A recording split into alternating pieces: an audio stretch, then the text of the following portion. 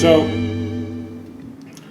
looking at some of these articles, Today's election day. They're going to talk well, politics versus housing. What do we? exactly. I mean, how do elections affect housing prices? Do they really affect housing prices? Is it indirect? Is it direct? You know, I mean, there's all kinds of theories, all kinds of thoughts. I mean, obviously, I have my thoughts, but Well, keep them to yourself. I think it's pretty direct. Because Really, I was just going to say indirect. Well, one party prints a hell of a lot of money and likes to spend it. Oh, let me guess. The other party is a little less offensive. Yeah, but they don't. they all print money and like to spend it. It's not direct. I meant you can't. That causes inflation, which directly affects rates. So it's indirect. I guess that's what I was thinking. I meant you get one party in that likes a Fed chairman. They're going to put their own Fed chairman in, who will then guide what's going on. So, and then his change would affect prices. But I it isn't think- a flip of the switch. I think the Fed is just reacting to market forces trying to contain them. I don't think they're actually doing anything proactively. Well, the housing market's a lagging indicator to begin with. Yeah. Rates So I go up. meant we're always behind. So rates went up a few months ago. Now we're going to feel the pain. Yeah, That's what you're saying? yeah. I think that's. Well, and it's also a little bit of that pendulum thing. Like, we had swung so far this way, it had to come back, and like everything else we do in this country, we never come back and stop in the middle. We swing all the way up here, where it's completely out of control the other way. Well, yeah, but physics will tell you that has to it happen has now. to happen. I mean, to stop in the middle, you can't come back to the middle. You have to, because there's momentum. And currently, that's what he's doing. I mean, he just raised, 75 basis points? And he's going to do it in December again. He actually said they were going to be more flexible with raising rates. It'll probably be 50 in December. Thank you, God. That's good to know. We got an extraneous voice somewhere. Well, I'm just wanting you guys to realize it'll be probably 50 basis points in December. What do you know? Well, that would be good. Is that what they mean by flexibility? Yeah, flexible. They're still going to raise them. It'll be 50. It'll be 50. So 50 basis points. I mean, it's still. So, I mean, what did it take us? 2.5 years to get all the way up here, as crazy as it was. Slowly just going all the way up. And No, then it didn't. It took us 6 months. to swing all the way up to the I also positive. predict by April. I'm talking about. Oh, you're I'm talking not about talking going. about the crash. When we were all the way back up here and things were selling well above asking price and everything else. What the hell are you talking I about? feel like it was about a 2-year incline to get to the point where we were at the peak. And yes, we're swinging all the way back down this way. Is it going to take us a 1.5 or 2 years to get to the absolute worst of it before No. it swings back the other way? No. That's, In February, rates were 3%. Just in February. So they've Yeah. gone straight up. well, how quickly, so let's say tomorrow Jerome Powell decided, all right, we're going to cut it by 1.5 because we're out of control. How quickly is that going to Mortgage rates will affect it? respond immediately. Yeah, mortgage rate. The December raise will be baked in within the next week or two because the market knows that's going to happen. The rates will slowly creep up about 0.25%. So, okay, so obviously it can change much quicker. It can correct more quickly than I anticipated. It'll correct, but it's still going to be behind. The time of correction's quick, but we're still going to be behind. Yeah, because So it takes a while to filter. he's not going to cut rates and probably to the No. second, if at all. You know what the average is since 1971? 7.76. Yeah, so we're not even there yet. We're not even up to the average for the last 50 years. That's true, but the average house price has increased how much in the last 50 years? So like when my parents had a 14% interest rate on a house that was $40,000, that same house now is $240,000. Yeah, but their buying power's more. Yeah, that's true. Well, everything gets inflated. Incomes are inflated, cost of goods is inflated, cost of houses is inflated. Inflated or appreciated? Well, I think inflated. Is a house in the corner worth more than it was 50 years ago to a family that lives in it? Sure. No. It's worth more dollars, but it's not worth anything. It's Well, just a then we go house. back to that question I asked you on the radio to begin with. What's a house worth anyway? It's a What'd roof. George Carlin say?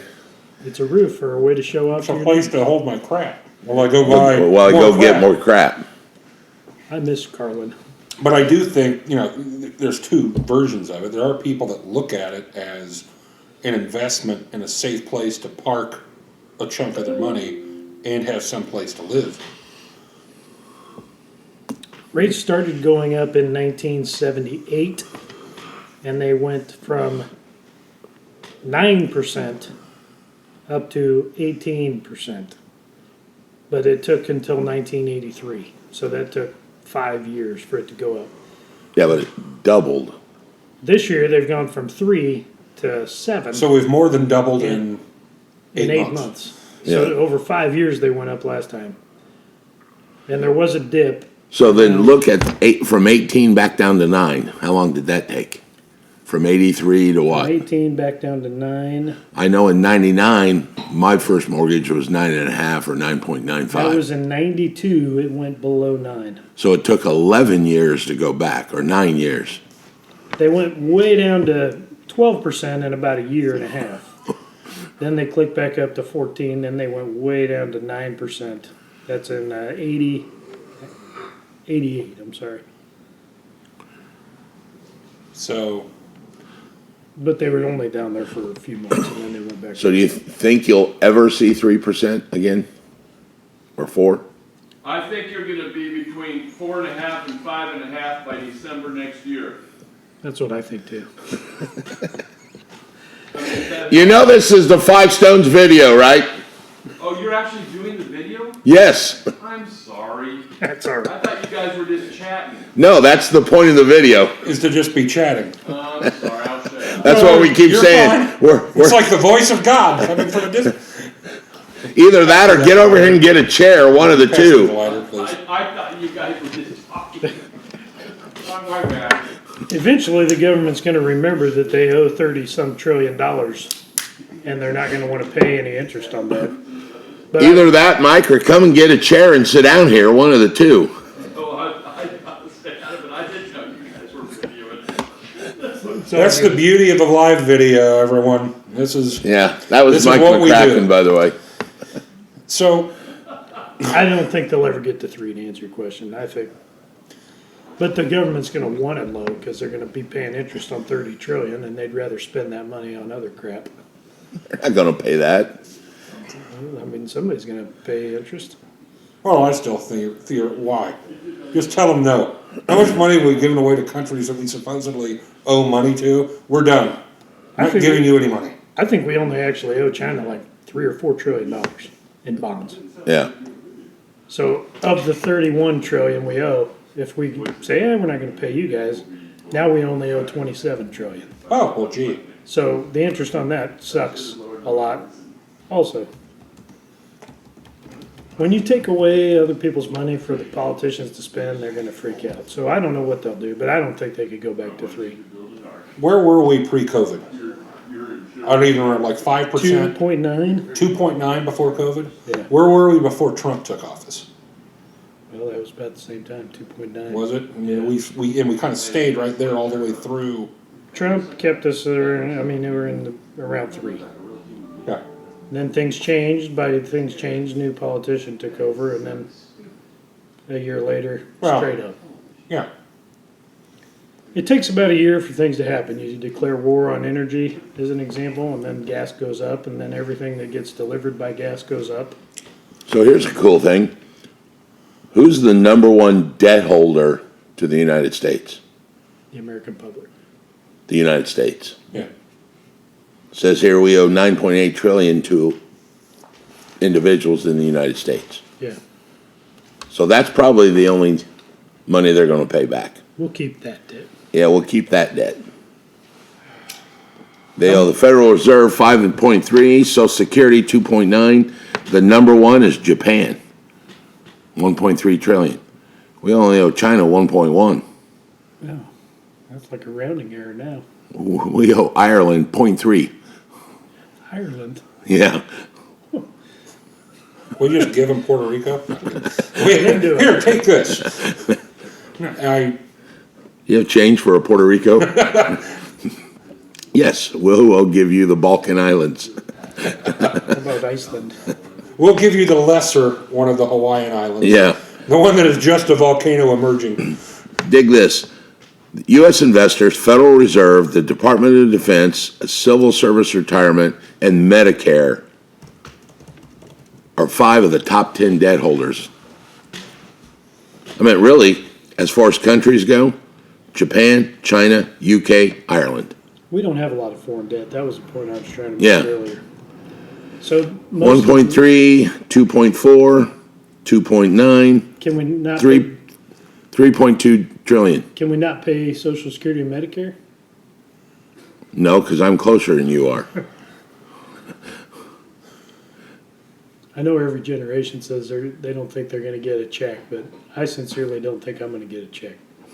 But I I truly mean think it. you probably have a chance at it. There ain't no way I will. Well, it's slated to go in the red soon, and then it's slated to be kaput by the year I turn 65. You know, I'm actually shocked. Well, good, I'll be out.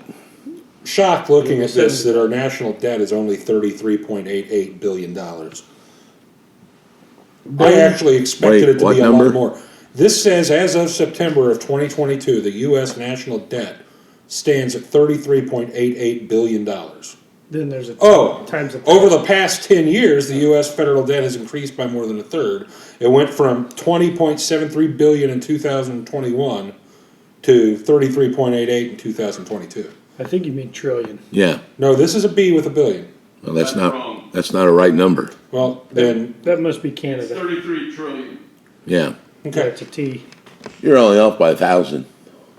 There'd be probably a times 1,000 in the full small print. Oh, that's the Perfect. debt, sorry, that's the debt in the United States alone. Then we have the intra-governmental debt, Yeah, that's 6.6 trillion. So we loan money to the print it and give it to the Department of Defense. because we owe them 1.3 trillion. You know, we brought in historic tax revenue. I think we brought in 4 trillion, but we spent 7. But now we got. You know, it's funny. If I ran a company that brought in $4 and spent $7, how long would it last? Could I just go print more money? Well, your Have you ever initial, seen- yes. Yeah. Have you ever seen the comparison where they say, like, if this was a household and they had a credit card, it would be like Oh, yeah. putting $33 million on a credit card Yeah. for an average household? Yeah, the one I saw was like that. Just spend $33,000 and you're making 10 or something Yeah. like that. So, as far as what it's going to do to real estate, I think if we hang, the problem that we got is the mentality. It's not the interest rate. I mean, you showed us the interest rate. We're below the last 50 years average still. It's just that this generation of house buyers, the millennials that are turning 30, Have never, you know, look what the interest rate's been in, say, the last 12 years. Do you still have that up? Yeah, I mean, it's been well below 7. It's been more like, I mean, we were around 4% Yeah. from.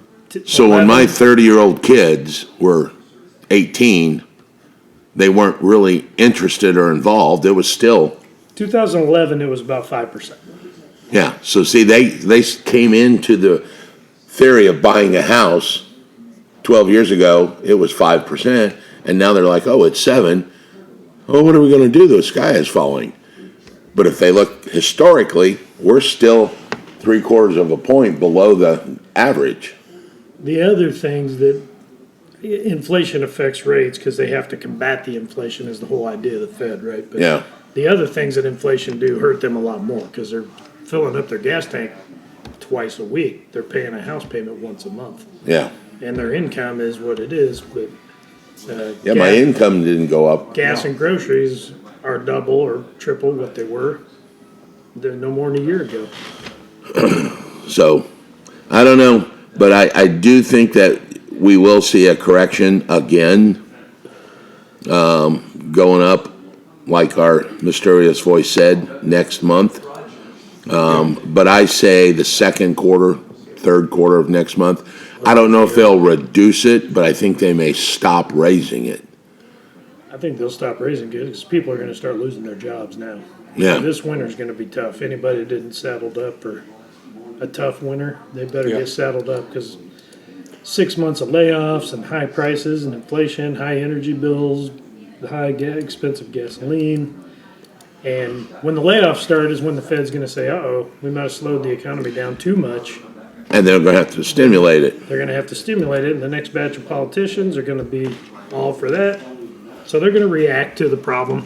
Yeah, but I do think a lot of the COVID things, depending on where things go in the House and the Senate, will get dropped off, and that's gonna affect things wildly too. I mean, you've got how many people that have, deferred payments on their mortgage because of COVID things, and they keep pushing that out. When we get to the election, through the election, and if there is the switch, I would guess that a lot of that COVID regulation is finally gonna get the axe, and then there's gonna be a lot of people that don't understand the difference between, they think they were in a mortgage forgiveness thing, and they're not gonna have to. You talk about the mindset. I was at a closing last month, and the people had forbearance for 12 months of payments, and they were shocked they were going to have to pay that back. So the HUD put a second lien on the house Yep.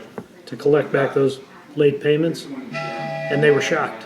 It's gonna happen all over the place. Which makes me think they must have thought it was a forgiveness plan. Yeah. They obviously didn't take that money and put it in their savings account instead of their house payment. Well, and in some cases, I'm sure literally they had no money to put in a savings account. But that isn't gonna change the fact that they're gonna have to come up with it. Well, the whole point of forbearance was because they, in theory, weren't working to make the income. So while I agree with Collin, they didn't put the money in, my guess is if they legitimately got a forbearance, they didn't have the money anyway. Yep. That was the whole point in it. But the idea of not thinking that they were going to have to That's the mindset thing you're make it up is the part that's weird. I mean, they borrowed the money to buy the house, and now they're pissed they had to pay it back. Well, I guess now, if they're in the middle of, can you refi if you're in the middle of forbearance? No, that was a problem. We had a few people we had to turn down. They have to catch it up. They won't even let you use the proceeds of a cash out to catch it up. Or they wouldn't at the time. Because unemployment was so uncertain at that time. No. I mean, that's the, Yeah, we were at one point, after closing a loan, at the closing table, we were calling to see if they still had a job.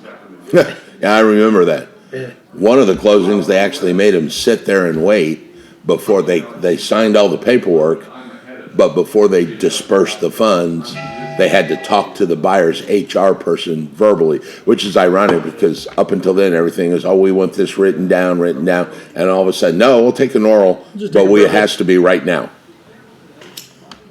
the other thing that I find interesting, it'd be interesting to see what other countries are doing, because we weren't the only country where housing prices were going up like crazy. We're not even in the top 5 countries where the housing prices took off during and following COVID. Like Turkey, New Zealand, Slovakia, Russia, Luxembourg, and Poland all were ahead of us as far as housing prices skyrocketing. It'll be interesting to see how Did those you have that countries- memorized? No, this is why I do research while we're talking. I try to be knowledgeable. I'm really trying to be The knowledgeable. prices in Poland and Slovakia, We're actually increasing faster than here, which makes sense. They also don't have, I mean, like here, we still have enough ground, we can like build things and put people in houses. I mean, Russia, yeah, they got a lot of property, but how much of it is really habitable? Siberia. I was going to say, I mean, I bet you can get land cheap in I Siberia. bet you can. Might be oil in there. Might, well, it won't be yours. It won't be yours. Wouldn't be ours here anymore either. But yeah, so it'll be interesting to see what some of these countries do to combat it, because I have to think in some ways they're going to be staring down the same similar issues. Rates didn't come below 10% until 91. And they've been below 10% ever since then. Yeah. So 30 years ago. 30 years of below 10%. And frankly, it's in the sevens in '95, and it touched 8 in 2000, back when we had that .com bubble. Yeah, now see, in 99, I remember, I thought mine was like 9.95. I don't know. Maybe I didn't have good credit. I don't remember. Because I remember thinking it was below double digits. They go up and down every day, so it could have been. I think I was like 7.5% in 2005 when I built my house. Yeah. Something like that, as I recall. 2005, the average for that was 5.87. Well, first-time home buyer, Yeah. almost no credit at that point. Yeah. Yeah, there might have been some risk factors, and that's just the average. It could have Well, been higher. and let me tell you how much I put down on that house. $500 to secure the lot. That Yeah, was I it. think that's what so we that's did. why it was, 7.5%. We had a new build home by Yeah. Davis, and I don't think we put a lot down on that first house. So that, that's a good point what you just said though. I mean, if rates are 7 right now, That doesn't mean you get 7. that's average. Yeah. That's the perfect borrower.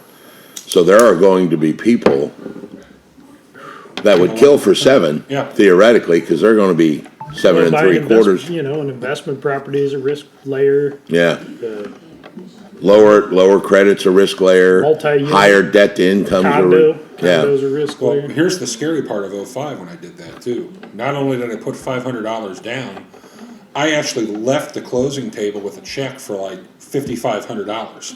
So like, they literally paid me to buy the house and get a mortgage. Here's your first 4 payments. Yeah. Yeah. I mean, and we wonder why everything blew up in '08. No, we don't. No, we don't, but We don't. no.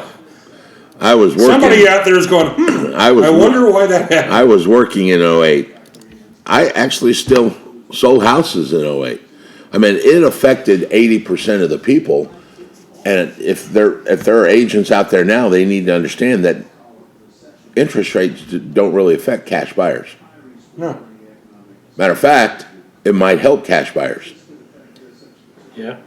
Because now you are able to buy a house a little cheaper with cash, no financing. That's going to make the seller a little more comfortable about the purchase. Here's an idea of how bad it was in 1981. 16.63%. A $200,000 mortgage has a monthly principal and interest payment of $2,800. I knew there was something bad. Currently, my house is twice that and half that payment. Uh-huh. What we did, Yeah. you can buy So there's an idea of what kind of pain that was. My dad got a second mortgage in '82. Second mortgage, that was 19% to start a business. Look up 74. What year was 74? What was the interest rate? 9.19. Really? Mom and Dad bought the house what they still live in, and it was 74, but I thought Dad was saying it was 12 or 13. Now, same thing. Same thing. Could have been 9, but Dad may have, Maybe he did a VA with nothing down and it was higher. Who yeah. knows? Things have changed a lot back then. There was much less government intervention, so that was actually the bank's money. Yeah. Now we got Fannie Mae, Freddie Mac, FHA. They all basically buy it out of the gate from the bank. So So the reality is none of this is unprecedented. And No. it's all going to correct itself given time. It's just a matter about how quick.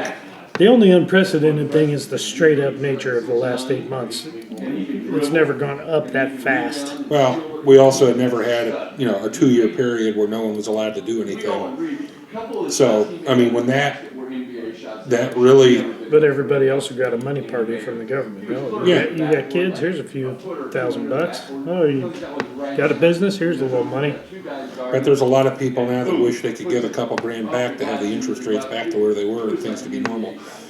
Well, back to the original question. I guess that isn't direct, but they do have a strong effect. So you select a certain group, their policies get implemented, and the result. Well, yeah, and theoretically, that's why you pick the certain group that you pick, i.e. Republicans, Theoretically.